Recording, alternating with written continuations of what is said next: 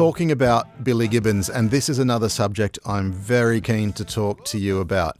He was a fan of your work on Led Zeppelin 3, and you formed a relationship with Billy on the back of that and had a very close working relationship with him and with ZZ Top for several years after that. Your first album with them was the hugely influential Tres Hombres, which really put ZZ Top and Texas blues on the world map. And in many ways, this was the beginning of ZZ Top combining the authentic sounding blues, the Texas blues, with technical precision that a studio could allow. It's a very tight and crisp album, but at the same time raw and authentic and nasty and rude. I'm curious to know how much of this technical refinement was your input, because originally ZZ Top were a band that prided themselves on not doing overdubs. You know that quote on the back of the first album, in these days of homogenized rock, synthesized music recordings, overdubs, multitrack. Right. Now, Tres Hombres is still a very raw and honest album, but there's clearly a lot of work going into that. And I wanted to talk about the process. How much involvement did you have in really refining and tightening up that sound? It's hard for me to quantify my involvement, I guess, in anything, because I'm just there working and I can't really assess it from the outside. But I will say this: Billy Gibbons always wanted to push things technologically. He's started at that time probably, but certainly we worked over 18 years together. I mean, on many albums. So all the big albums. So he, as time went along, he was always looking to push the limits of technology, songwriting, playing, anything involved. And I agreed with that completely. So who sort of imposed their will more over things, I couldn't really say, but it was just a very close working relationship. We never had problems or arguments or anything. We just, if I mentioned something, Billy would go, "Oh yeah, that's great, let's do it." And if he came up with something, I said, "Oh, let me try to make that happen," or however.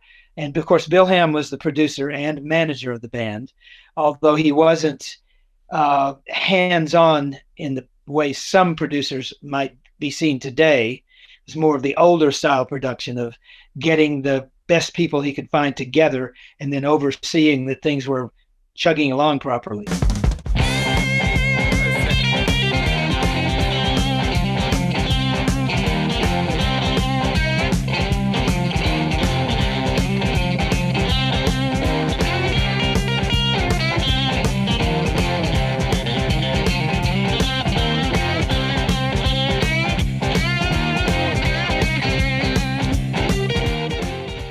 But yeah, I think, in fact, I know we conscientiously tried to maintain the rawness that was blues rock, early ZZ Top, and then mix it in with, but then that's why Billy came to me, to mix it in with more modern production techniques and technology applied to it. The reason he sought me out, it's kind of funny because he was looking for me at the exact same time I was looking for him. I had just heard a song on the radio by ZZ Top. The first thing I'd heard of them, Sure Got Cold After the Rain Fell, I believe on the second album. And I just, whoa, I've got to find these people. Who are these people? And it so got cold after the rain fell, not from the sky.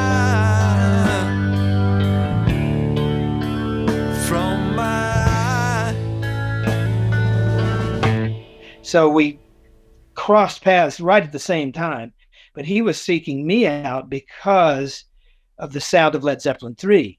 He said, when it comes over the radio, it pops, I hear it, I want to sound more like that.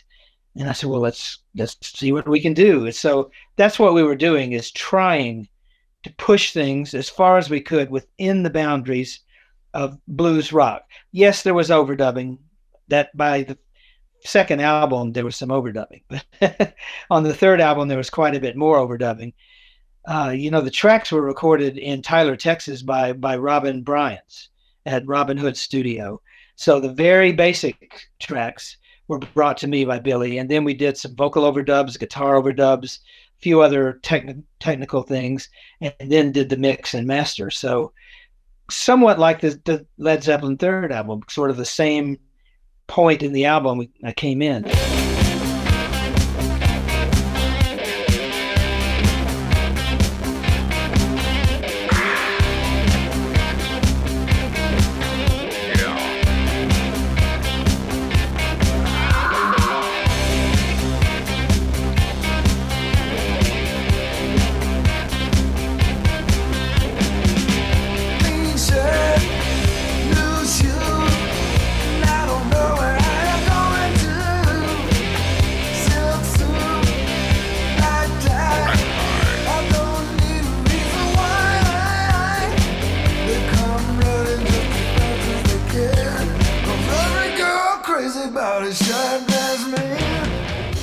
Talking about pushing things technologically, let's jump over to Eliminator. That's a big jump.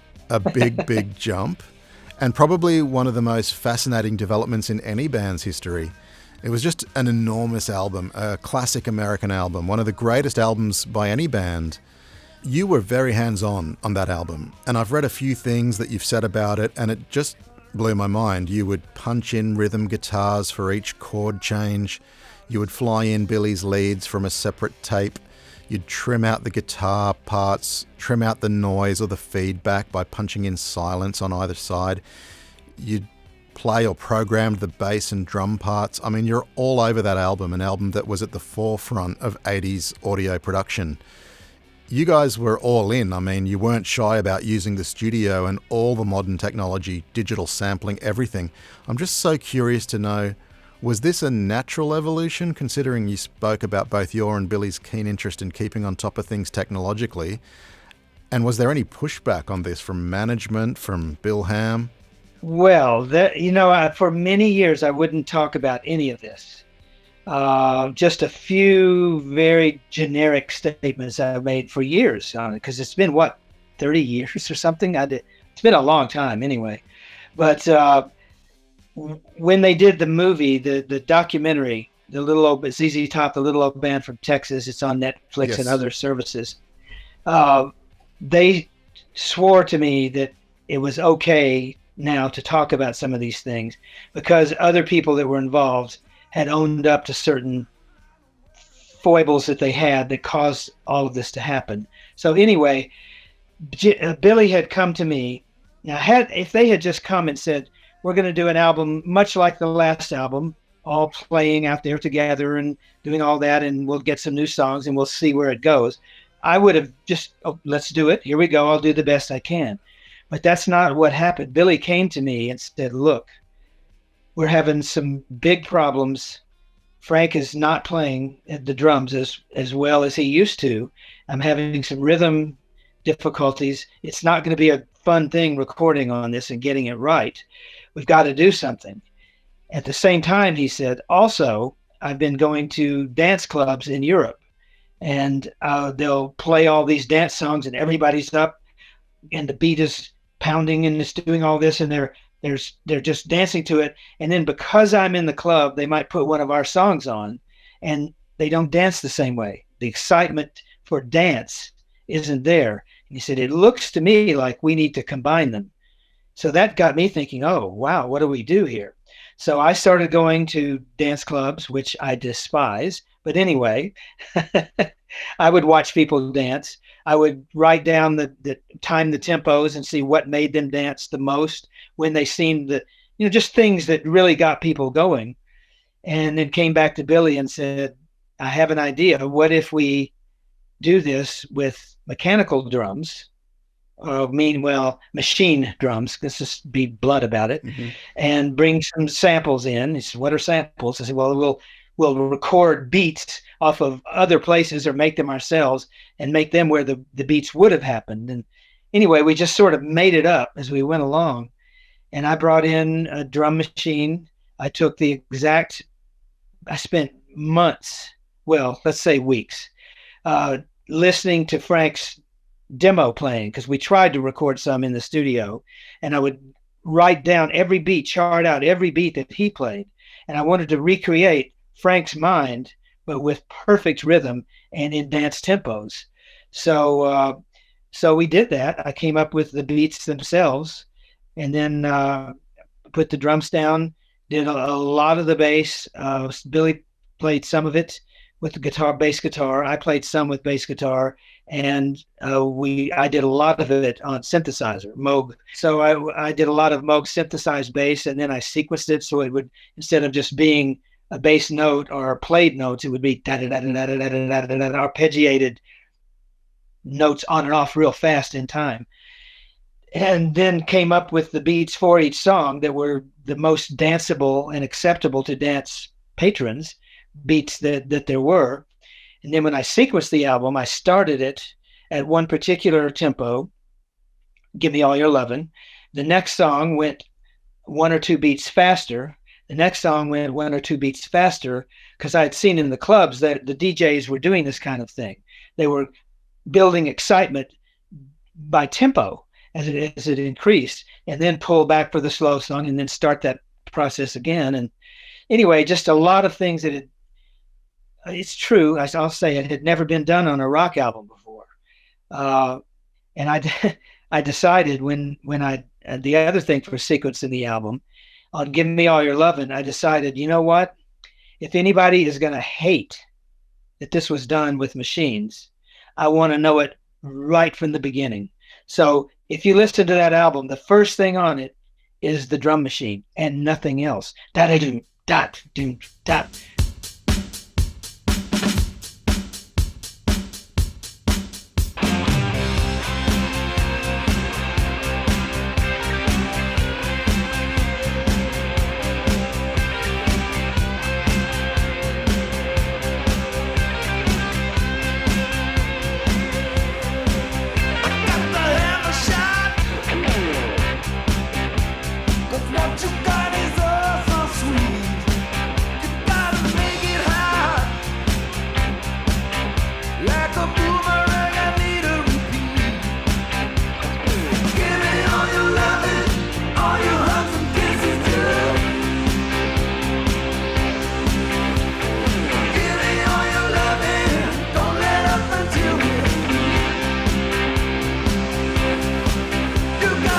I thought, if people are going to hate it, here it is, hate it. And nobody said a word about it being a machine at the time. Nobody. I mean, it goes all over the radio, all over the world. Every single goes huge on MTV and on the Billboard charts and world charts and everything. And everyone's dancing and having fun. And nobody said, this is a rock band, a blues rock band. But there's a machine playing? In fact, there were several machines playing. Nobody said a word. The only person who said anything to me about it before years had gone by was Bob Ludwig, who was when I took it to master to vinyl. Bob Ludwig, the very, very famous all-time great mastering engineer and very close friends. He listened to it, he loved it, he's enjoying it. Oh man, this is different and it's exciting. I like this. And then he looked down at the lathe, at the acetate disc on the lathe, and looked at it and said, "Hey, what's going on here?" And I said, "What, Bob? What are you talking about?" He said, "There's a machine on this." And I said, "Well, what do you mean?" He said, "I can't tell by listening, but I can see it in the grooves, because when a machine does things in the grooves actually line up, they come around in the pattern, in the same pattern." He said, this is electronic." I said, "Yeah, it is, but don't tell anybody." But that's the only thing I had. Now, management and producer Bill is a long story, which we really don't have time, I'm sure, to get into now.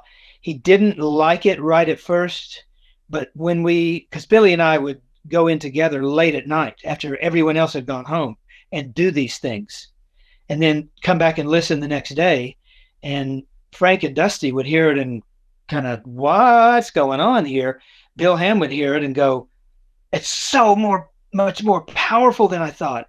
We did great yesterday. This is awesome." And Billy and I would just, okay. So, but once the 2 or 3 songs had gone by, especially when we got to Sharp Dressed Man, everybody was fine. Hey, this is, because we knew at that point, it's one of those things that's undeniable. Now, Frank was very upset. he left the studio and he did not come back. He was very angry that he had been semi-replaced, even though I tried to keep his ideas and ethos into the we tried to keep a little blues rock in there. So but anyway, once it gets to be that big a hit, nobody cares anyway. They're just cashing their checks. I could talk with you all day about this, and maybe we'll have to talk more another time because I just find it so fascinating, but we will move on. I did want to ask you, I don't see your name on Afterburner, the following album. Were you not involved with Afterburner? No, well, I was involved to a degree, but not in an official capacity. A couple of the tracks on that album are things we tracked for Eliminator, but didn't use. But Bill Ham, I had so many jobs and so much work going on. He said, we've got to record at this particular time. And I said, I can't, Bill. I've already booked for this. Can we put it back? And finally, I just said, look, I'll recommend a person or two. Why don't you just go on and do it? Because I was in England at the time, working at Abbey Road and doing all these other things, and I just couldn't do it. So yeah, I worked a little on the 2 songs that were moved over from Eliminator, but finished by other people. But by the next album, which Recycler, Billy had told Bill Ham, I really want Terry to come back. Please get him back. And Bill said, yeah, I do too. So they made me an offer I couldn't refuse to come back and do that one album. But by that time, I felt we had run our course. Things were not quite the same. So I just felt it was better if I moved on, and better for them possibly if I moved on. So I just bowed out at that point. And there were no more hits. Never mind.